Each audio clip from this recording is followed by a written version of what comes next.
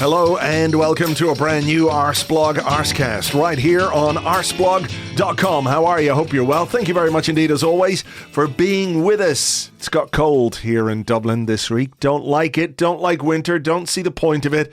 But it is what it is. We're going to have to get on with it. Today we will be talking about our 6-0 win over Lens in the Champions League, which means that we top Group B with a game to spare. Whether that has any impact on what happens against PSV in a couple of weeks' time, we'll have to just wait and see. But it is nice knowing that we are in the knockout stages. We have finished top of our group, and hopefully results in the other groups mean that finishing top will be favourable. Wasn't there a year where after, season after season finishing second and then getting Barcelona or Bayern Munich, we finished top of the group and still got Barcelona or Bayern Munich? I can't remember which one. It's all sort of condensed, amalgamated into this sort of big bunch of B bastardness. Barcelona, Bayern Munich. Bayern top of their group by some distance, it has to be said, on 13 points. Manchester United bottom of that group. We might take a moment or two to talk about Manchester United as well after their 3-3 draw against Galatasaray. Who knows, we might even take a moment or two to laugh at Newcastle as well. Before we do that, though, I just want to say thank you to all the people who are sending things my way. Two things specifically. One of them, they're also sending to James, which is a video of a magpie trying to peck out the eye of some poor unsuspecting woman. Poor woman, bastard magpie, as we know. 7 trillion times we've been sent that, so thank you very much indeed to everybody. I think she gets away with it. I don't see any sort of eyeball popping or anything like that. Thankfully. The other thing is that Spotify have done their yearly roundup, and it tells people what they've been listening to, who the biggest artists of the year are, the songs they've listened to most. But of course, a lot of people listen to podcasts on Spotify, and it does give them their top 5 podcasts. It tells them how many minutes. Loads of people sending in their listening stats for the Arsecast and the Arsecast Extra. Far too many of them for me to reply to individually or to add to my Instagram stories and all the rest of it. So just to take a moment to say genuinely thank you so much indeed for listening, for being with us for another year. It's still not over. We're only just going into December. Lots still to do. But in that sort of weird Spotify niche thing, thank you so much. We really, really appreciate you being with us all the way through. And hopefully you'll stick with us for a lot more to come. Right. Let's get on with today's show. And as we have done throughout this season, we're doing a post-game podcast for the Champions League games. And with me, as ever, to discuss Arsenal 6, Lens 0 is Phil Costa. Hi, Phil. Hello, Andrew. Recovered from the live vlog yet? Just about. That was one of the more hectic ones, despite being one of the more enjoyable ones. There were just goals flying in all the time, looking for goal clips and all the rest of it. I do enjoy a game like that, though, where you're sort of chasing your tail a little bit, because, in those circumstances, in that context, when Arsenal are just banging in goal after goal after goal, there's something rather enjoyable about that, isn't there? Yeah, we were texting during the match, and I imagined you like Jim Carrey and Bruce Almighty, just like speeding up with each passing minute on the keyboard. Anybody who's written a match report or done a live blog before will know that feeling.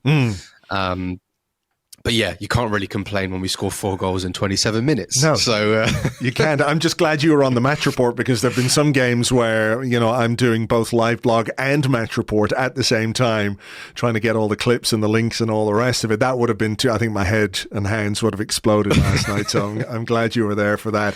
But it was a very, very good night for Arsenal. It was one of those where I was talking to people beforehand going, well, I think it would be nice if we could just make this relatively uncomplicated. Andrew Allen used the word, I hope this is routine. It was a little more than routine, obviously, because you don't normally score 5 goals in the first half of a Champions League game. I think I heard somebody say last night that Arsenal are the first team to score 5 goals in the first half, or first English team to ever score 5 goals in the first half of a Champions League game. So, based on what we'd seen in the previous game against Lens and all the rest of it, and I will come to our big reveal conversation that we had that sparked the goal flurry, there was reason to sort of not worry per se, but you have to be cautious about a team that's already beaten you so far in this competition. Although, we were at home this time around. I think when we went to Lens,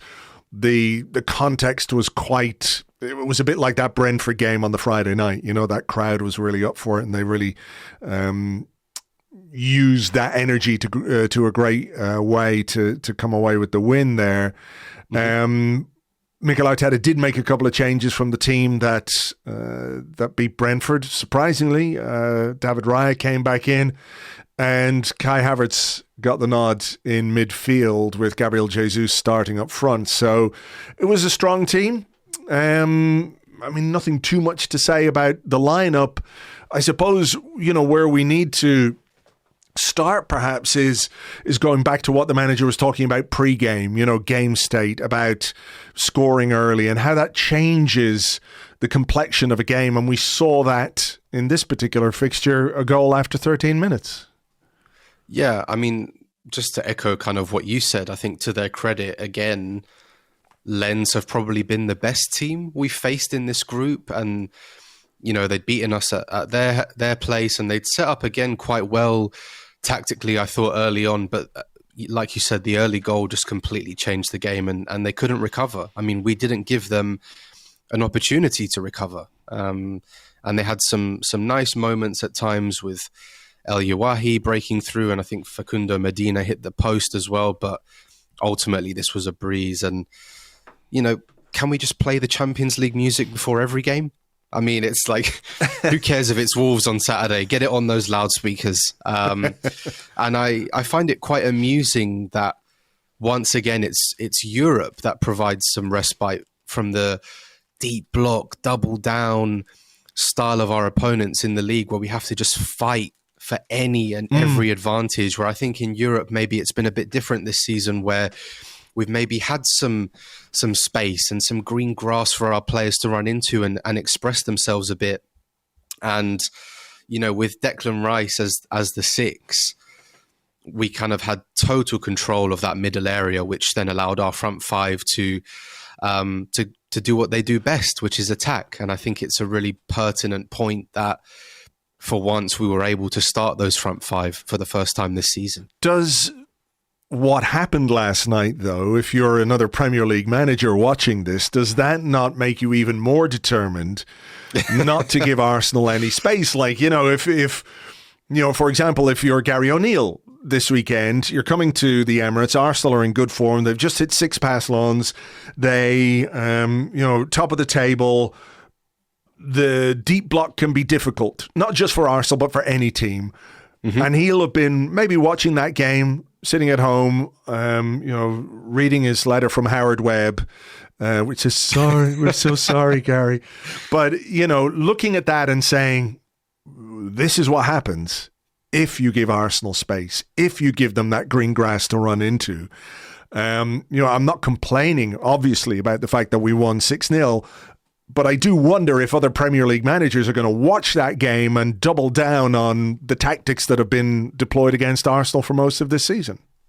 Possibly. And I tweeted after the game that, I hope people enjoyed this one because we're never going to see it again. And everyone was messaging me on Discord saying, why would you do that? Let us enjoy this. I think in the specific case of Wolves, I don't think they have the players to play like that, really. I think they're quite wedded to pressing and liking a bit of possession and breaking forward in numbers. I know they have a few suspensions on Friday, but I think it's an obvious thing for managers to consider now, because all we needed was an inch and we took a mile. That was just a clinical first half. It felt like we were going to score with every attack, with every opportunity that we went forward. And look, Lens didn't help themselves during that first half, but you still need quality to exploit those shortcomings. And we almost felt like a grizzly bear staggering out of hibernation after 3 months and realizing, holy shit, I weigh 300 kilos and can crush anything. And that's what it was. It was just a vintage performance at home under the lights. And yeah, it took us a little bit to get going, but once we did, it was a breeze. And I think that Havertz header, The one just before we scored really set the tone for what was to come. Yeah, I mean, look, he has been a player in the spotlight. There's been so much debate and discussion about him. And I think he probably had his best game for Arsenal last night. There was that early header that you mentioned. It looped just wide. I think the keeper's done there, to be honest. Absolutely. The way he's standing there, he's like, that's not a keeper going, I know that's going wide, I'll just leave it. That's a guy going, I can't get there. I hope the fuck this drops to the other side of the post. And of course, he opened the scoring as well. That late arrival in the box, that thing that he has shown lots of times in his career, and is probably part of why Arsenal decided to bring him in, that anticipation in the box to get on the end of the Gabriel Jesus header. Tomiyasu cross in, went up in the air from a defender. Jesus knocked it down, and Havertz is there, smart to score, and it's 2-2 now for him, and the picture's looking a little bit rosier. Absolutely, and obviously building on the Brentford goal with another goal is great. But what really pleased me was how natural he looked in that position, but also the intention with which he played. It's been a big issue of mine with Havertz throughout his whole spell in England, not just his time at Arsenal, is about how passive his movement can be and how passive his actions can feel. But yesterday, he completed 96% of his passes. There weren't any under-hit passes that could go either way about making it to a teammate or getting intercepted, which we've seen this season. They were all hit with security and clarity. His movement running into the box, there wasn't any lingering on the edge of the penalty area. There was intention in how he was anticipating the ball, attacking crosses. His perception of where the ball might land was clear to see, and that is what made me happy. I think, the goal aside, there was a header, obviously, which we spoke about that went just wide moments before. It was him winning the ball, the second ball, for the third goal, setting Martinelli free before Saka eventually followed in. When Martinelli was running through for the fourth, who's crashing the box with him? It's Kai Havertz, and even the party tricks were coming out with that Cruyff turn in the corner. And I just think this is what you were signed to do. And I've been guilty myself of lacking patience at times as we've had to almost rebuild him and remold this player. But it's also a two-way street, and too many games have passed him by this season. There wasn't enough personality coming through in his actions, but slowly we're just seeing signs of that coming through. And more importantly, he looks and feels like a more natural part of this team. And the next question now is about, can we take this a step further and see him stamp his authority on a game across 90 minutes, maybe against a deep block? Can he look more comfortable in tight spaces? Can he find that pass between fullback and centre-back, for example? Can he consistently crash the box to meet crosses and cutbacks? That's what we need more of. But absolutely, there are positive signs to build on here, and I'm really pleased for him because I think it's just taken a weight off his shoulders. Yeah, no, I think what we're seeing is how precious a commodity confidence can be for a player. We talk about it when it comes to teams. We talk about it when it comes to individuals. We've all watched football a long time. You can see when a player is low on confidence, when they're lacking belief and conviction in everything that they do, and I think that was part and parcel of what we saw from Kai Havertz. It's still, I think there are things to do and things to prove and to produce on a consistent basis. But, one goal at the weekend, he's back in the starting lineup. He puts in a performance like that. And it is one that is absolutely infused with confidence. I think that goal that he scored against Brentford was so important, not just because it got us 3 points, but I think it's a weight off. I know he scored the penalty, but everyone knows what the penalty was. And he, more than anyone else, knows what the penalty was. It was a lovely moment in that game, but it didn't really matter in the context of that result. It didn't break the duck of scoring from open play and all the rest of it. And, to see him do that, to break the deadlock early on and then kick on as well from there. It wasn't just a case of like, well, my work here is done. He was good all night long. I thought he was very good and, easily his best game. So it's nice to see. Also, I don't think it's any surprise that after starting this particular front five for the first time this season, he looked more comfortable. I think Gabriel Jesus is absolutely key for him. That flexibility, that fluidity between our front line is how we unlock him, right? Or theoretically unlock him, because ultimately he needs space to exploit. And what happens when Jesus plays? Spaces appear. So I think this is something we really have to build on. And like you said, it hasn't always been perfect. There are things to improve, but ultimately we'd like him making these steps then not. So yeah, encouraging. So look, it's 1-0 and there was a moment when El Yawahi made a brilliant turn on halfway and raced away from William Saliba. And you don't see that very often. It actually happened a couple of times in this game. And I think he's a player to keep an eye on, because you just don't see too many people do that to William Saliba. But Lens are knocking the ball around quite confidently. You know, technically, as we saw in the first game, a very decent team. You know, their season last season in France showed you that they're a very decent team. And I sent you a WhatsApp saying, Lens are a good side. And you said, been very impressed with them. The best side we've faced in this group by far. And then we scored 3 goals in 6 minutes. So if anyone's looking for the reason why the floodgates opened, it's down to our WhatsApps. You're welcome, guys. You're welcome. Top of the group. We'll take the plaudits however you want. For sure. Twitter, Discord. I'll even take check, PayPal. You know, everything works. Just not crypto. You never know how that's going to turn out. Second goal, though, comes from Bukayo Saka making a run into their box. And at first I thought the ball had just kind of squirted across to Gabriel Jesus because he was surrounded by defenders. I think the defenders went, aha, we've done enough here. But Saka very deliberately stuck a foot out, played it to Gabriel Jesus, a little fake, a little shimmy, and then he put it into, the bottom corner. Maybe the goalkeeper could do a little bit better there, perhaps a bit slow to get down, but maybe it was one of those as well where it was so close to his body that it's a bit more difficult. But brilliant work from Saka and Jesus. His goal scoring record in this competition is outstanding. It's brilliant, and it continues. Like you said, the determination from Saka there. I mean, it's his driving run in field that creates the danger. And again, we saw that kind of that move where he sort of springs off the touchline to collect the ball centrally. And it's so difficult to defend against him because he's so strong. And just drifting in there, I think it's brilliant composure from Jesus to kind of have the awareness, the presence of mind to sit Kevin Danso down on his arse. And I think it fools 2 defenders, to be honest. And the angle's open. I think the speed in which he takes the shot as well doesn't help Samba because it happens so quickly in a congested area. And, he took it brilliantly well.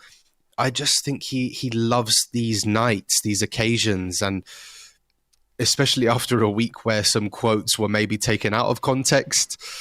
He spoke about not scoring goals or scoring goals not being his strong point. But it looked pretty strong to me there. So, and I just think the floodgates kind of opened and Lens were shell-shocked by then, because I know we were basically scoring every shot we were taking, but we were just completely overwhelming them in possession, territory, and they couldn't handle us. They absolutely couldn't handle us. The third goal came from a long David Raya kick. I'm curious as to what you think about Raya's kicking last night, because he was doing that thing where he'd stand on the ball and he'd roll the ball under his foot, but then he'd go long. A lot of our goal kicks went long. 19 of his 26 passes last night were long balls. And, there is this perception that Mikel Arteta wants his goalkeeper to play like 3-yard pass here, 3-yard pass there, tippy, tappy, whatever. But that wasn't evident last night in what David Raya was doing. And it felt very deliberate, that there was a plan maybe to stretch the Lens defence with some of his kicking. And this is where the third goal came from. Long ball towards Martinelli, it bounced down. Havertz, as you already mentioned, did very, very well to win it. Played Martinelli. His shot hits the keeper, or saved by the keeper. Bukayo Saka's there, rebounds off him and in. Look, one of those goals. I remember Thierry Henry scoring a couple like that in his time. it's a reward for being in that position. It's the reward you get for making the run to keep up with play and all the rest of it. But the provenance of that goal was a long kick from David Raya. Yeah, I thought it was his best performance for Arsenal, actually. Funnily enough, his other best performance was also in Europe, at home against PSV in September. But I think for the first time this season, I saw separation. Is that the right word? Between him and Aaron Ramsdale. Of course, game state played a part in this, and that needs to be considered when you analyse any player or every player. But it was clear to me how intentional his positioning was during build-up, creating that extra player in our back line, whether he was drifting deep to the left or to the right. You know, there were even moments where he was telling the centre-backs to split because he wanted the ball. And it wasn't always perfect. I think his short passing was fairly mixed. But as I and many others felt with Kieran Tierney, it just feels like this team is passing Ramsdale by at the moment. You know, and like you said, some of the long distribution, one in the second half, which was drilled straight through the centre of the pitch to Jesus, which he controlled immaculately on his chest. And there was another one to Havertz, which found him on the left again in the second half.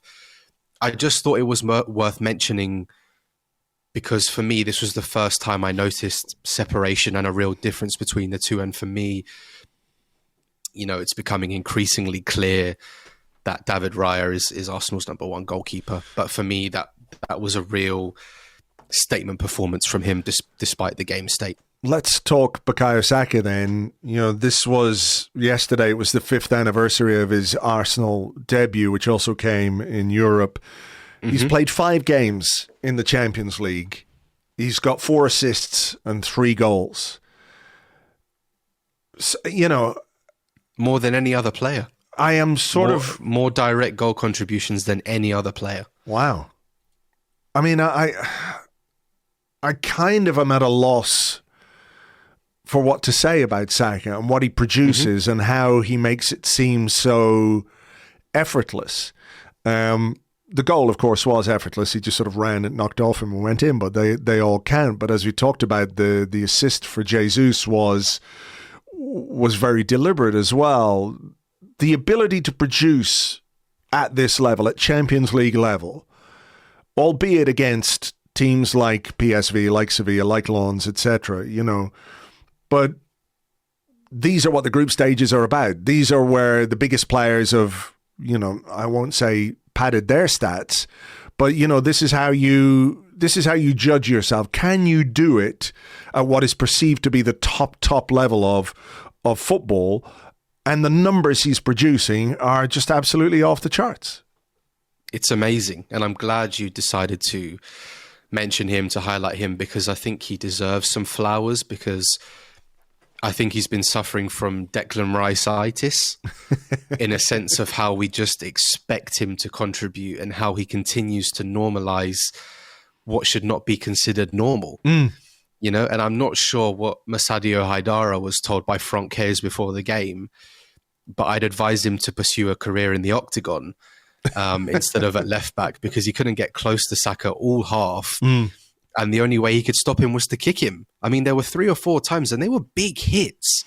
You know, there was one right in the thigh. There was the other kick. one where they double teamed him, where he kind of went bang into one. And I was looking at that because it was one of those where when he got knocked by the first guy, the second guy's knee caught his knee. And it's one of those where you go, ooh, that is actually how serious injuries can happen. You know, whatever about being shouldered one way, when you immediately get hit again by another guy, it can be quite dangerous. And yeah, it was obvious the way they were targeting him. Yeah, and it just feels like every game he's on the floor, but he picks himself up, and there's just a joyous inevitability to his game. And I think as teams have begun to target him, to double up on him in an attempt to minimize his impact, he has taken that into his stride so effortlessly. And I have never seen such a young player who can manage his gears so effectively in terms of knowing how to manage his physical output, knowing when to spark into life, and that ability to keep a cool head in the most difficult situations. I mean, even when he broke through as a left back, his footballing IQ was so abundantly clear. And already in the 5 years since his debut, we have watched him evolve 2 or 3 times as a player, almost like a Pokemon, to match what our collective evolution as a team has needed from him. And what he has shouldered and continues to shoulder for Arsenal will never cease to amaze me. I mean, we're so lucky to have him. And there was a really cool stat that came from the game yesterday. There have been just 3 players to score and assist in 3 consecutive Champions League home games since 2003. One of them is Karim Benzema, another is Luis Suarez, and another is Bukayo Saka. That's decent company to be keeping, isn't it? Decent company. Yeah. And I just think he is so incredibly consistent, and we're so lucky to have him. I mean, I think the fact that he sort of relishes the physical aspect of the game as well is that, like, it must be slightly demoralizing as a left back to sort of clatter into a guy and just see him get up and he goes, and he sort of limps a little bit, and then he destroys you again, or he pulls you apart, or he scores a goal, or he makes an assist. And I think he takes it kind of as a sort of a badge of honor in a way, that he's able to withstand that treatment. Obviously all of us would prefer that did not happen to him, that he didn't get kicked the way that he got kicked. But it is, I think, a reality of what the best players in football face and have always faced. From time immemorial, the best players get kicked by the guys who can't get anywhere near them because they are so good. It used to happen to Thierry Henry, happened to Lionel Messi all the way through his career. Man. If you can find compilations of early Lionel Messi when he broke through, I mean, every game was like a bloodbath. He was coming with cuts, scratches, blood coming through his socks. I mean, same with Maradona. It was exactly the same with Maradona. That, like, okay, you are at a different level from me as a defender. The only way that I can deal with you is to kick you. And I think that's kind of where we are with Bukayo Saka. But this is a guy who's producing the kind of numbers that suggest a trajectory that is going very, very close to the top of the game in terms of elite talent. How are you going to stop that? If you are, with all due respect, a sort of average defender for an average team. You could have a great day and you could play really well against him. You get your tackles in and you can muscle him off or whatever. But most of the time, he's going to get a lot of kicking. And that is just, unfortunately, something that he's going to have to deal with, and Arsenal are going to have to deal with. The fact that it doesn't intimidate him in any way or stop him from doing what he wants to do with the ball, I think is exceptional. I did enjoy his quote afterwards on TNT Sport when he was being interviewed, and he was taken off after 66 minutes. And were you happy with that? And he said, no, not really. I wanted to play the 90 minutes, if I'm being honest. I understand the decision, and now I'm focused on Wolves. But even that, Arsenal are 5-0 up. We've got a big game at the weekend in the Premier League. It is common sense for Mikel Arteta to take him off, and he's not happy about it because he just wants to play and he wants to deliver and he wants to produce. He's a phenomenon. He really is. Yeah, and it's quite funny because he probably got used to Arteta keeping him on for 90 minutes because he never takes him off otherwise. So, really, really good. And I think that's the kind of attitude you need. I think some people have taken issue with Arteta's treatment of Saka. I have at times as well, because there have been occasions where he can barely walk, and there's still times where he's playing 90 minutes, 95 minutes every week. And I just think we need to be a little bit careful on that side, but also there is a validity to what Arteta says about the best players needing to play at the highest level every 3 or 4 days. That's just what they need to do. So as long as we're managing him carefully in the background, I've got no issues with him because his talent is clear to see. But I just think there's such a mature head on those shoulders that's clearly very grounded, but also with a quiet determination that leaves me in no doubt about where he is heading and where his trajectory is headed. For sure. Let's talk about the pass of the game from Takehiro Tomiyasu, the most perfectly disguised, raking diagonal ball out to the wing, into the path of Gabriel Martinelli, not to his feet, not to his chest, but ahead of him. Tomiyasu trains with Martinelli every week, every day. He knows how quick he is. He knows how on his toes he is. He knows the speed with which he can make up ground. The ball fell in midfield, and in a split second, our Japanese maestro said, you know what I'll do? I'll make them think I'm just going to hoof this upfield, disguised perfectly into the path of Martinelli. And from there, holy moly, you know what Martinelli did was outstanding as well. Yeah, forget Tony Kroos. We've got Tommy Kroos. I mean, get him in next to Declan Rice, please, Mikel Arteta. When we play PSV, I want to see him in that number 6 role.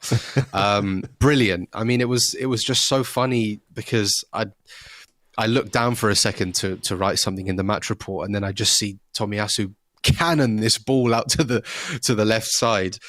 And then all of a sudden the crowd's up and they're going, whoa, you know, and it was amazing. And I think, you know, we've spoken about Havertz, we've spoken about Saka, but it almost feels unfair not to talk about Martinelli and Jesus, because they were both brilliant as well on the night. I mean, Martinelli, just this bundle of energy. And actually, what is so underrated about this goal is the way he controls it, this part. Because it's coming so quickly and bouncing off a slick turf, and he just gets his body there, and it falls off his chest right down into his path, and it's amazing. You know, that I think it was Frankowski, the wing back, had a terrible first half against Martinelli. I mean, we saw him decimate Juanlu a couple of weeks ago, and now Frankowski had a really difficult first half.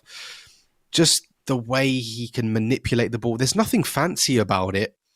And it almost looks a bit untidy, the way he dribbles with his head down and his back kind of hunched over. But just the way he can manipulate his body, manipulate the ball, those quick changes of direction. You know, as soon as he cut inside there, it's a clinical, brilliant finish into the corner. And, you know, we were on fire at that point. You know, every touch, every pass, every counter attack was getting fans off their seats. And you could see for once the players just enjoying some freedom instead of 3 defenders, you know? And it was just so nice. I mean, that's Lens' problem, not ours, but, you know, it was just so nice to see them in a more high-tempo, natural setting where they could really just show their attacking flair.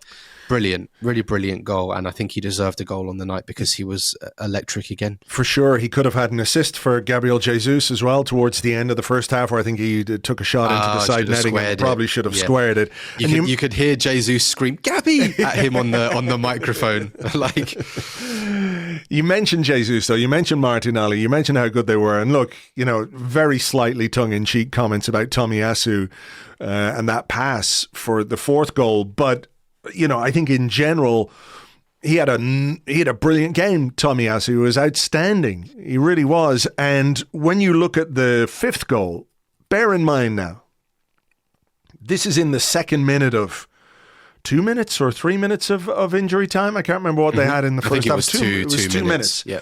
So Lens were up the other end of the pitch. We broke. Bukayo Saka picked the ball up, maybe 10 yards outside the box. If you freeze frame that, Tomiyasu was in the Arsenal penalty area. I think what I love about this goal is the fact that it is in the 2nd minute of 2 minutes of injury time in a game where we're 4-0 up. But the desire to go forward from Saka is obvious and he drives on. But the desire from Tomiyasu, not just to catch up with Saka, but to provide him with that overlap, is unbelievable. Like, he has literally sprinted from inside his own half all the way through, takes the pass from Saka into their box, cross with his right foot, Odegaard as well, who arrives perfectly to drill it into the bottom corner. Just a very aesthetically pleasing goal because of how simple they make it look. But the reward is for the endeavour and for the desire to do those hard yards, because at that point of the first half, he could just say, yeah, just take it up to halfway and we'll get a throw in and we'll go in at halftime 4-0 up, everybody's happy. But they weren't content with that. Completely. And I think a real sweet moment for Tomiyasu, actually, because we know how good he can be as the left back coming into invert, you know, a real shutdown defender and smart in possession, who gives us a lot of balance in the back line. We know that he can play well at centre-back for us and for Japan, very competent in the air, strong distribution on both feet. I just think at right back at times, especially compared to Ben White, there has been a little bit lacking in the attacking sense. Maybe he doesn't overlap as much. Maybe his final ball is not so strong. And especially in a week where Bukayo Saka has spoken about what he needs to face every week, with 2 or 3 defenders, crowding around him as soon as he's taking his first touch. For Tomiyasu to have such an encouraging offensive performance, he almost assisted Havertz for the first header. There was an assist for Odegaard. I think he showed a real willingness to get forward, and not just get forward, but find players with his end product, and that cross was brilliant. Yeah. He'd made, 70, 80 yards there. The pass from Saka is perfectly weighted, perfectly timed, but it's just floated in such a lovely area where it could have been one of Jesus, Martinelli, or Odegaard coming onto that. It just happened to be Odegaard who comes onto it and hits the technique on that volley is just perfect. Yeah, it's great. So hard and low into the corner. I mean, Samba has no chance of getting there. It's just a brilliant move, an amazing counter-attack, and it just summed up that first half performance. Such a strong focus on the offensive, players willing to get up and help in support, and it was kind of the maximizing the antithesis of what we've had to face every week for the past 2.5 months, where we've had to fight and scrap and look for any margin possible to win games. And today they were, like I said before, they were just afforded an inch by Lons, and we really took a mile. And it was brilliant to see him contribute in an attacking sense, because we've seen him play really well this season at left back and at centre back, but it was good to see him contribute here as well, because I think with Ben White out injured in these last few weeks, he's really come in and been a solid, strong presence. Yeah, and he did only play 45 minutes in this game, still made 3 key passes, and this I think is a very interesting, the second half, everyone knew it was game over. There was no way it was going anywhere else. It was about what we did in the second half and how we managed the game. And I think this is interesting, because Tomiyasu and Zinchenko have been, I think, as I said in the blog today, sort of injury adjacent without being, out injured for a long time. They both feel like players whose minutes you've got to manage.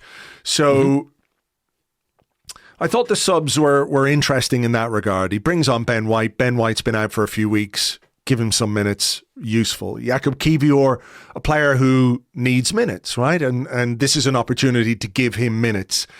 And we can come to the young guys on the bench in a little bit, because I know that everyone's talking about Ethan Nwaneri and Miles Lewis-Skelly and all the rest of it. But I think what we saw from this second half was an Arsenal team that were capable of just controlling a game in second gear.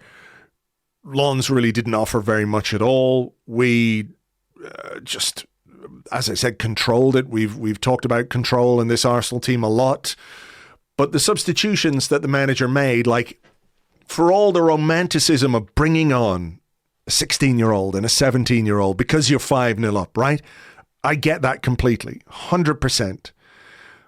But at the same time, people are going, well, you can't play Saka for 90 minutes. Why play Declan Rice? You can't leave him on for 90 minutes. Don't play Gabriel Jesus for 90 minutes. Even Martin Odegaard, who he couldn't take off, he said these minutes were useful for him. He said he was feeling fine. We left him on because he needed to get the minutes and the match fitness and all the rest of it. So I'm just curious as to what you think about that, because, like I said, the romantic idea is to bring on these young guys and let them have a run and everyone's cheering and all the rest of it. But he has to kind of think about the players who are going to be a bit more useful for him this season. Nwaneri and Lewis-Skelly are developing, the 16 and 17 respectively. Their time will come. If they keep going on this trajectory, their time will come. But come the weekend against Wolves, it might be a case that you need Reece Nelson. It might be a case that you need Jakub Kiwior. You're taking Declan Rice off, you're putting Jorginho on because you're protecting Rice. You're taking Gabriel Jesus off and putting Eddie Nketiah on because you're protecting Gabriel Jesus. And the bigger picture of that game scenario last night was about the rest of what we've got to do this season, rather than sort of going sentimental, which we know that's not really Arteta's thing. I think his decisions were made with the wider context of this season in mind, rather than just saying, oh, look, we're 5-0 up, let's throw a couple of kids on and have a laugh.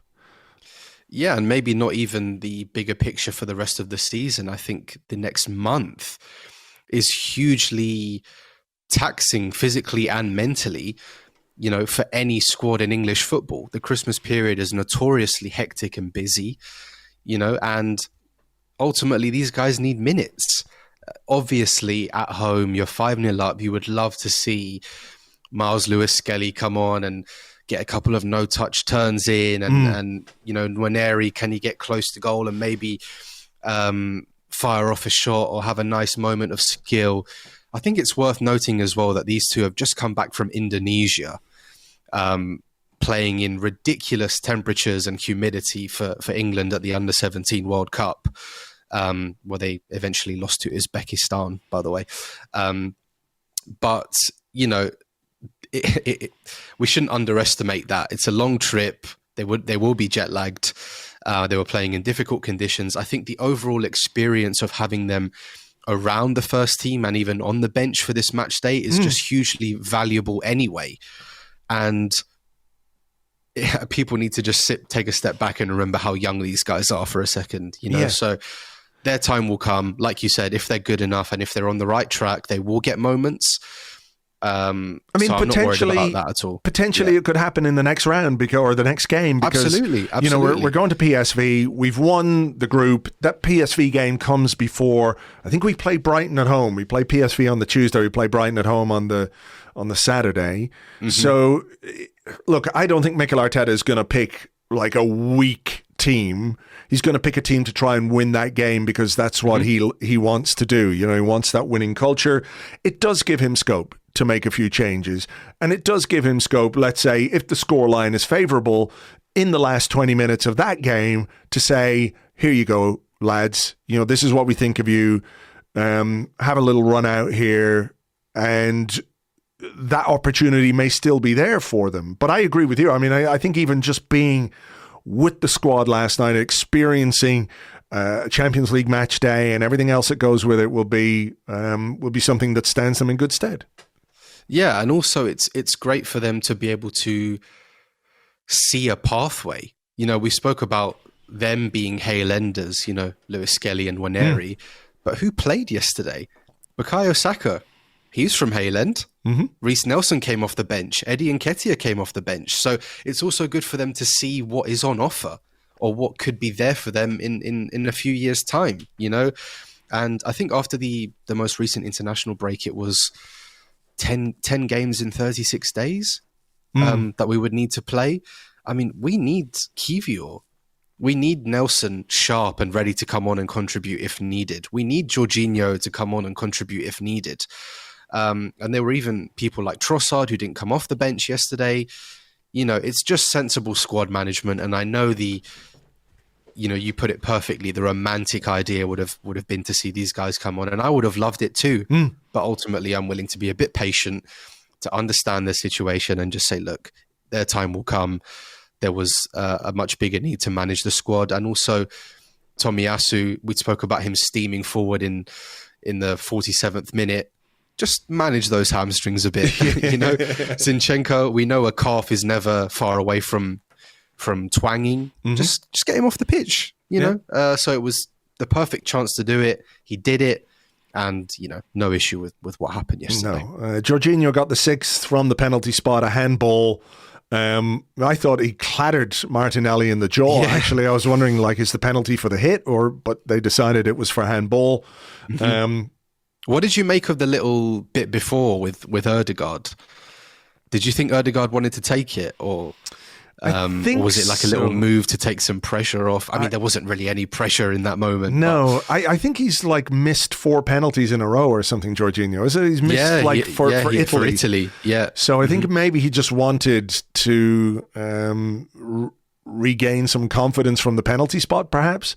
And he didn't do his like Remember when he played for Chelsea and he'd score a penalty against you? The little skippity, hoppity, jumping thing. None of that. He just sort of, rolled in, tucked it away. Very nice. Players looked very happy for him as well, which is nice to see. A nice moment for him. 6-0 in the end. And Arsenal top of Group B. We scored 12 at home, conceded none. We had that game in Lens, which didn't go the way we wanted it to go. But how do you, I know the group stage is not over, but how do you view qualification from this group and the manner in which we've done it on our first Champions League campaign for 6 years or whatever it is? It is a different level. The demands are higher, the pressure is higher. And, I think there were, and probably will continue to be, depending on how far we go in this competition, some questions about Mikel Arteta's record in Europe. Still a very relatively young manager with not huge experience in Europe. But I don't think you could have really asked for two more from this group stage. Obviously, the defeat in Lens was not brilliant, but, there were some circumstances there where you can sort of understand why a game went the way it went. Completely, and also 6 different scorers on the night, which was really good to see. I mean, you made a really interesting point there to say that it was our first time, with this group, with this manager. We're all learning. Arteta's learning, the players are learning, and yes, the group was maybe kind. I think compared to other groups, we maybe got a favourable draw, especially to see not just the teams involved, but also their circumstances. I think Sevilla have struggled a lot this season. They've even changed manager. I think Lens have had a bit of a hangover from last season, even though their form has picked up in recent weeks. I think they're unbeaten in their last 5 in the league. We've had to, even PSV, yes, they're scoring a lot of goals, but an Eredivisie team should not be giving us too much trouble. So to be the favourites, we've come in dispatched of each team really well. We've won our home games, which is so important in the Champions League. I cannot stress how important that is to win your home games. And it's just been really impressive. I mean, the goal difference in our group is really funny as well, because we've just completely dominated everybody. I mean, we've got a 12 goal difference. PSV in second place are on -2. Lens in third are on -6, and Sevilla in last place are on -4. So it just shows you how dominant we've been. And for Mikel Arteta to take us through this Champions League group stage with such ease, maybe is not the right word, but we've controlled it. We had the small hiccup away in France, which I think was an important lesson for this team about how even your standards dropping by 5 or 10% can mean defeat in Europe, especially away from home. And I think they would have taken that on board. But in terms of how it could have gone, I don't think we could have asked for much more. This is a young group that's learning with each other, building with each other. We've seen some incredible performances. And also what I've enjoyed seeing is players stepping up. We know that Bukayo Saka is talented. We know that Gabriel Martinelli is talented. We know that Declan Rice is talented, Jesus, Saliba, Gabriel, but this feels like a stage for these players and their talents, and to just kind of ease them in this way. How do you feel about this season's competition? Because I look at the teams in here. Obviously, there's Real Madrid, there's Man City. You have Atletico, who are always going to be in and around there. I have us up there. I've got, it's just in the back of my mind. I mean, it's how well. There's no reason why we can't have serious, what's the word? Ambitions to win this thing. Well, yeah, sure. Why not? I mean, look, it'll all come down to the draw or how well you do in the knockout stage. Once it gets to knockout stages, there's a certain jeopardy, of course. But I don't, the idea that you would face a Bayern Munich or a Barcelona or a Real Madrid and sort of think, well, we need a miracle to get through a game like that, as has been the case in seasons in the past. We need a miracle. We don't need to get beaten 5-1 home and away, that kind of thing. I don't think that gap is as big anymore. And it's, I suppose, a testament to, how much we've progressed in the last 2 years. That, I can remember having conversation with James on the Arsecast Extra and talking about, Liverpool and Manchester City and saying, God, we've got such a long way to go to be even in their ballpark. And now we're up there with them. And I think that also has to apply to Europe. When you look at the team, when you look at the players, you look at the squad, you look at the individual talent and the collective talent. Look, I'm not saying it's easy or anything like that. Far from it. It's going to be extremely difficult because, this is basically the top level of European football. It is always going to be difficult. But you look at how some of the other English teams in the Champions League have been doing and not doing. And I think that tells you something about what the standard is like in this competition, right? That the flaws in your squad will get exposed if you have them. Whether you're playing Copenhagen, whether you're playing Galatasaray, whatever it might be, you can get exposed if you're not at the top of your game, or if there are things that are wrong about your team or your squad or your approach, they will be highlighted and, you'll get taken to task. And I think what's encouraging about this group stage from an Arsenal perspective is that with relatively little Champions League experience in the squad, okay, Zinchenko, Jesus, Saliba had a year, didn't he, with Marseille? Havertz played in Champions League for Chelsea, and Jorginho played, that's it. They're the only players who had Champions League experience. Everyone else is in this competition for the first time. And I think that's what's really encouraging about it is that we have come a long, long way. And I don't want to get into the whole discussion about expectations and all the rest of it. But when you look at the other teams and when you look at what we've done, taking into account that knockout football can lift you up and knock you down in a second, I don't really see a raft of teams that we should be absolutely afraid of. Are there teams that will be extremely difficult to beat? Yes, of course. But I don't feel about it the same way I felt. I don't have any sort of inferiority complex about what we're capable of doing if we can play to the standards I know we're capable of. Not at all. Completely agree. And I think Tim Stillman tweeted yesterday, and I thought it summarised the situation perfectly. He said, Arsenal are top of the league and have won their Champions League group at a canter. Mikel Arteta has taken Arsenal so far away from where he found them, and he doesn't get enough credit for it, in my opinion. And I just think that summarised the situation perfectly. Yeah. Where we've come in the last 2 years has been nothing short of exceptional. And I'm so excited and happy to be going on this journey with this team because we've had some dark days. Yeah. I mean, with players that we haven't liked and managers that we haven't liked. But yeah, it's just been brilliant. And I think the whole process has been one where players have shown their stuff, been able to strut their stuff on the biggest stage, but also have learned so much. And I'm absolutely at a point now, like you just said, where I could see the draw and be like, look, let's puff our chests out and take anybody on because we're absolutely good enough to be here. And why can't we have serious ambitions about winning this thing, Let's have a go. I mean, that's what this squad is being built for and has been built for, not just to win the Premier League, but to compete in the Champions League as well. And, so far so good in that regard. The opposite of so far so good is Manchester United. Seamless segue.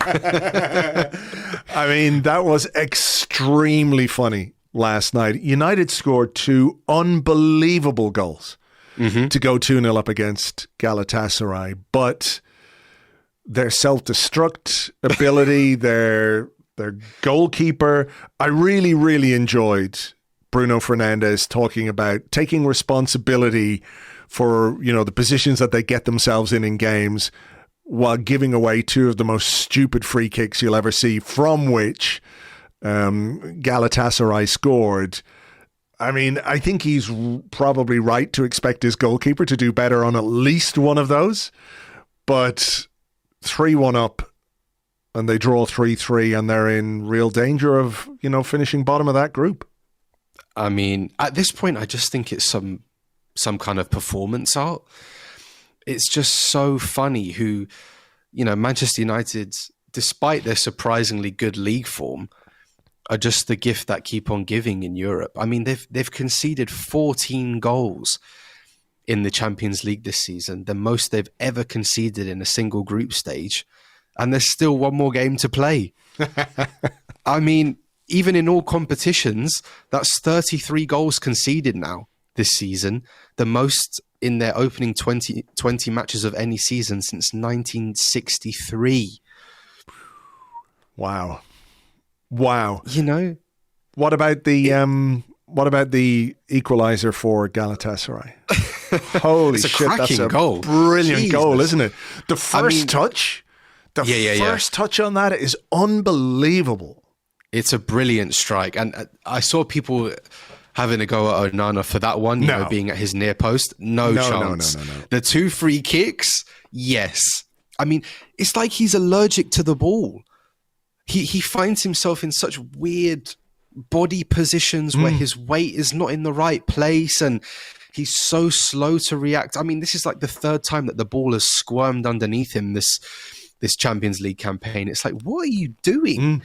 It was so funny to see an article in The Guardian earlier on Wednesday about him finding his feet at Manchester United. And I think Paddy Arsenal on Twitter was the one that said, well, yeah, he just needs to find his hands now. Because, I mean, the first one I can understand maybe at a push. If you're deceived by maybe some swerve on the ball, were you a bit unsighted? The strike was okay from Ziyech. But the second one, oh my goodness me. I mean, terrible. Terrible. And I just think it's so funny because the media were just so focused on making Onana work as being this revolutionary goalkeeper who can change United and play out from the back. And he can. I mean, there was a really funny Cruyff turn on halfway where he completely did, I think it was Mauro Icardi. But they were so desperate for him to work. And I was immediately taken back to the game that we played against United at the Emirates, where, I think he made about 807 passes in his own third. And we were talking about how, he was revolutionizing goalkeeping and Manchester United. And it's just a load of rubbish. He's just letting in easy goals every single week, parrying shots straight into the center of his penalty box every week. And I mean, long may it continue. It's just brilliant. That's what they need. A very stable back four with Harry Maguire, Victor Lindelof, Diogo Dalot needs a strong, secure goalkeeper like Andre Onana there. And it's brilliant. They've scored 3 goals in 3 of their 5 group stage games this season, and they've failed to win any of them. I mean, that tells you just so much about what they're capable of as a team. This is what I mean, that if you have those weaknesses, whether it's Copenhagen or whether it's whatever about Bayern Munich, Copenhagen and Galatasaray, I'm not dismissing them by any means, but those are not teams that, you should be dropping points to if you're Manchester United. They weren't even good yesterday, Galatasaray. They were really good at Old Trafford, I thought, but yesterday they weren't. And they were so open. It was a crazy game. Like the highlights, the highlights after our game, and, United hit the post and there was another shot just wide, and Lucas Torreira was sort of wiggling around on his back like an upturned turtle at one point, presenting a chance to, was it Palestri or whatever his name is? Yes. And they were a shambles. Like Galatasaray were a shambles, and United should have scored more goals, but they didn't. And now they have to beat. They probably have to beat Bayern Munich at home, isn't it, in the final game? I mean, you'd think so. Funny. And just very briefly, there was a moment in the first half of our game where the ball hit Kai Havertz and hit his arm, and there was a VAR check for a penalty, and rightly, they decided that wasn't a penalty.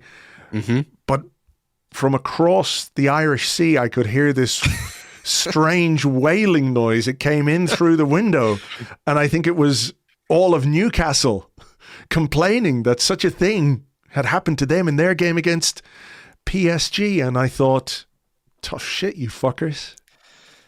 I mean, fuck you, Alan Shearer. Talking about what did he tweet? It was like, well played, ref, after they beat us, and now it's just, give me all of those tears. It's just amazing. I could feel the fume, the collective fume. I mean, that energy could have powered a small town in England, I think.